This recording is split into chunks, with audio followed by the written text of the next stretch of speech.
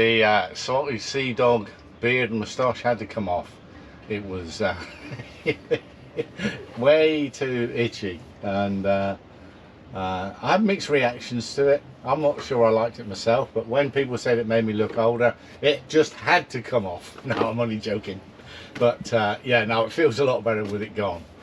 Anyway, on to the point of the next video.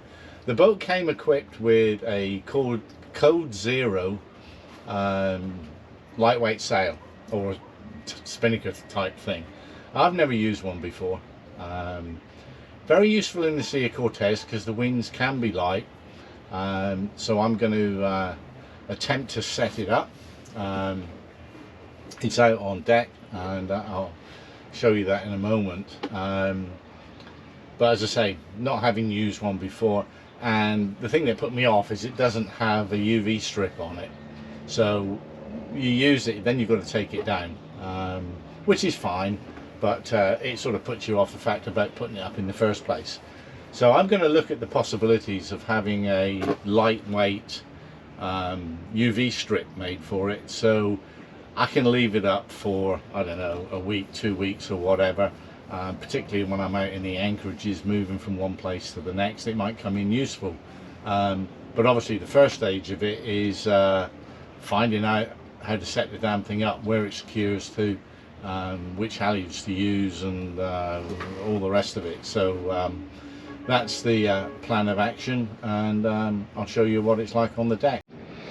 So here you have the furling mechanism. This obviously connects to somewhere on the bow. I've got to work out where. I have sent an email to the previous owner to get his advice on how he set it up. And then you've got this furling line that comes to a pulley and an elasticated connector. So until it's up, we'll see where this reaches, and obviously that's the point where it's sort of fitted to the boat. And then at the masthead you've got this swivel. I just had the binoculars out and looked at the top of the mast. There's the choice of two what would have been spinnaker halyards, one on the port side and one on the starboard side. It looks like the starboard side, no sorry, the port side, this one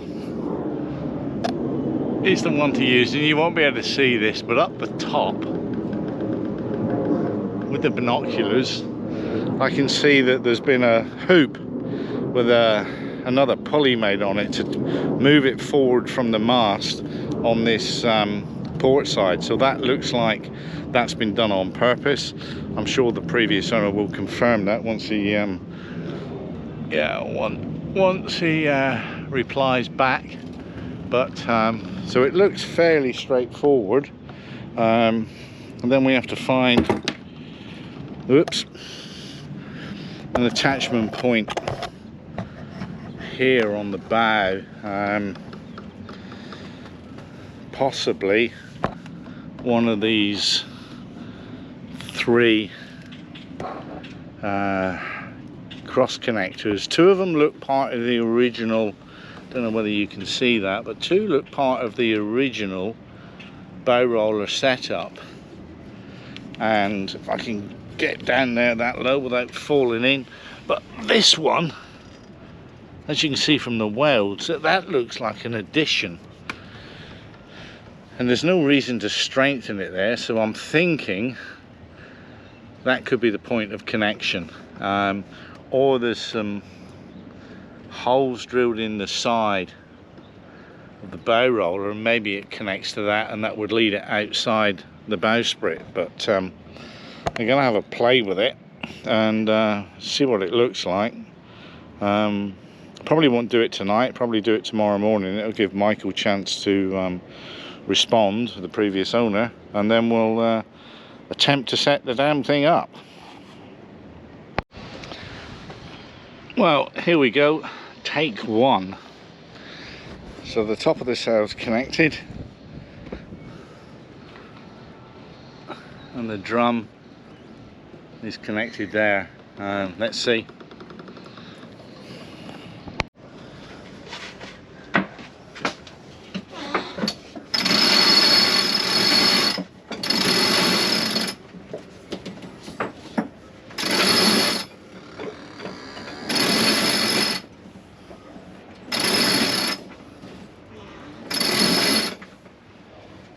Of course, I can't see a damn thing because the sun cover's in the way. I'll have to go out and have a look and see what's happening.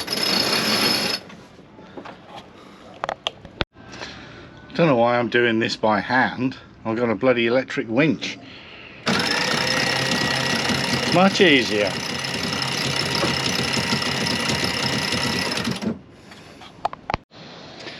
Well, it's up. Looks like that could be the right place to attach it. I've no idea what sort of tension you're supposed to have on this, but I presume it could be a bit tighter. Not sure. And then the this just comes back to fasten to the stanchion. Anyway, that's only stage one. My next door neighbour Mark, who's been out on the racing at Bandeiras Bay Regatta, he'll probably know what sort of tension's involved in this, so he's going to come over tomorrow and have a look at it and see whether I've got it right. And if there's only a little bit of breeze tomorrow, I'll go dock sailing. See what it looks like. I think it's pretty big, but we'll wait and see for tomorrow morning. I think that's enough for today. Just put the sun cover back up and we'll be done. Yet another discovery. I've always wondered what this cleat was for. I've just found out it's to stop the furler unfurling. Well, you learn something new every day. Yeah, it's not bad.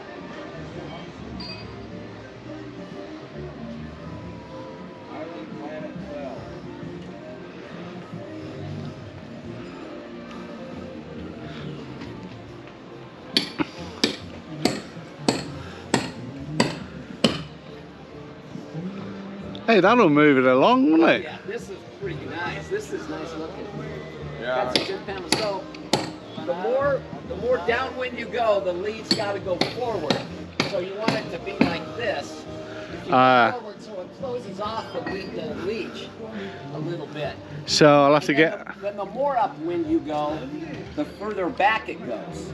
I can move that block. Yeah, this if you're going upwind, I'd move the block back a little bit. Yeah. Right, but if you're going downwind, right now, see, it's almost at the top. The twist is too much. Yeah. I'd almost go like this. That closes off the leech a little bit, and then you can, and it lets the foot go a little bit. But you got to play with it, because what you want is the whole sail to luff at the same time. The whole shape. Right, the whole shape. Right now, it looks like it's too much twist at the top. Yeah. So that's where, if you were sailing here, you go like this. But if you're going more upwind, this would be fine. Oh, okay. But right now, the wind is coming off the quarter.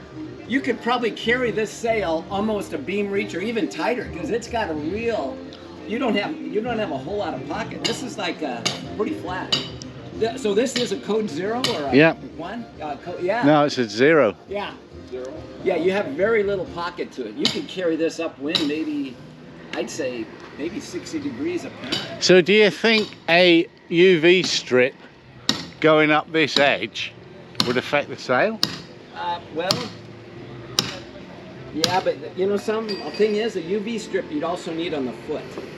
So that, have you noticed most, like, all jibs, you got one on the foot and on the ropes. To stop the bottom rotting away. Yeah, so, and another problem is, in order to roll this up, the clew's got to be high clewed, because if it wasn't, it bundles up. Yeah. On the furler. Yeah. That's why it looks like it's. You have to make it stacked up, right? Yeah. So like I almost say you can't have an extended UV cover. It's got to be a UV cover that's on this right here. Yeah. and you can put one in a stripping just on one side. Yeah. The only problem is you want to roll it up. That side all the on time. That side only. That's the only problem is on that. The Oh, that would be okay, because you could do that in an anchorage once you got there if it was rolled up the wrong way. You could do it that way, but most of them are extension where you can roll it up both sides. Yeah. This you can pick your side, because I think honestly you don't want it too much bigger. Yeah.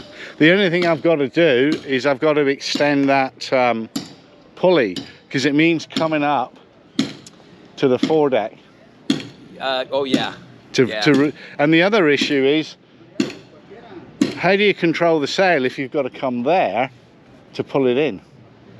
Well, yeah, you got to come up there to pull it in. And you've got to keep tension on it. Well, you're going to keep, you know, yeah, you should have tension. If not, it's not gonna roll up very tight. You want it looking like a piece of what I call my grandma's prosciutto.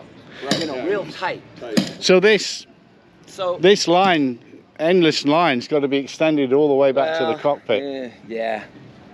I mean, either that or you got to be crew. You got to get some crew. Well, yeah, I don't want to do that. That's the last thing I want to do. You don't want me sailing with you? Yeah, because I can't control the sail. No. And control that at the same time. And control that at the same time. Yeah. So that's got to be extended back all the way back to the cockpit. And then you do it.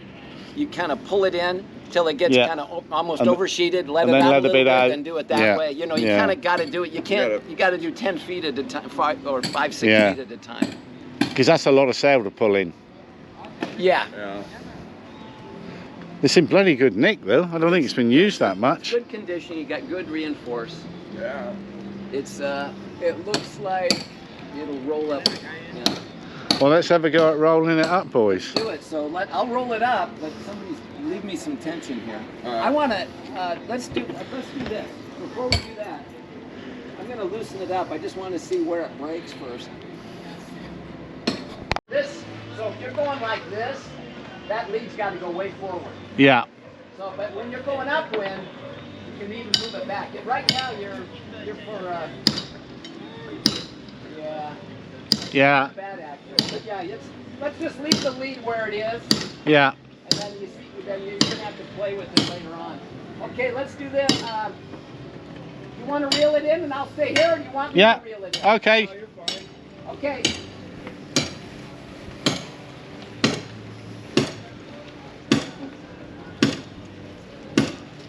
Is it going? Yeah, keep some tension on it. Yeah, I'll give you some more. Go on.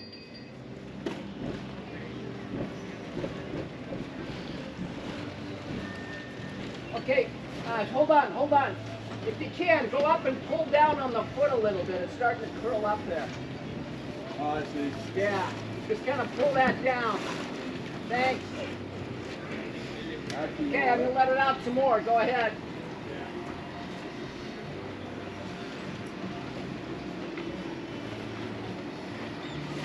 Wait, what are you doing? Oh, you're unraveling it? Yeah. Okay, got it.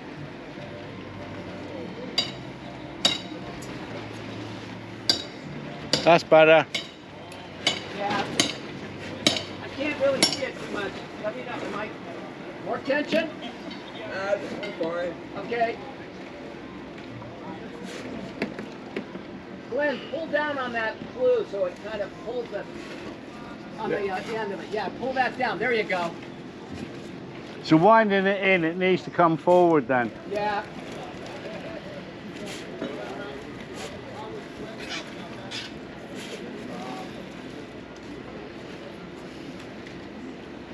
Give it a couple turns around. Right about there is good. There we go. Okay. Well done, boys. Do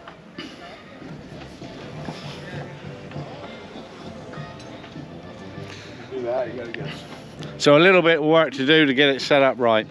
So single-handedly. And also whether I can move that, It's a good-looking sail. whether that will just lift off or whether it has to slide. I think it's got to slide On the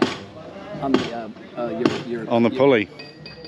Oh, your lead? Yeah. Yeah, I think it's got to slide. And that step, That's the one. we'll stop it sliding. Well, oh shoot, from forward? Yeah. Ah, gotcha. Gotcha. Interesting. Well, that was a lot of fun playing with the Code Zero. Thanks to Glenn and Mark for giving me a hand. A lot easier with 3 people. Now all I need is 75 feet or 23 meters of 3/8 line, and then I can extend the furling line back to the cockpit. I think I can probably get that locally. I'm going to go and check Mexico Marine in the La Cruz village, see if they've got any. Hopefully they have, and then all I've got to do is learn how to splice double braid line, which I've never done before. I'm gonna have to borrow a FID to do that, but that'll be fun. Hopefully I can get some maybe get some help on that, but I think it should be straightforward enough. Willing to give it a go myself, probably make a right hash of it, but we can always try it again. Anyway, thanks for watching the video. I'm not sure how interesting setting up a Code Zero would be to a lot of viewers, but I thought it was worthwhile filming it. And if you like the video or the other videos I've done, please subscribe, like, make comments, whatever. And I'll take this opportunity to wish everybody a Merry Christmas, Happy New Year. We have a large dock party organised for the 24th because we're on a double wide dock. The entire marina, or those that want to come, are coming to the potluck dock party. We're probably expecting about 200 people, so it should be good fun. If I can, I'll video some of it, but once again, thanks for your support. Hope you enjoyed the video, and have a great Christmas. Cheers.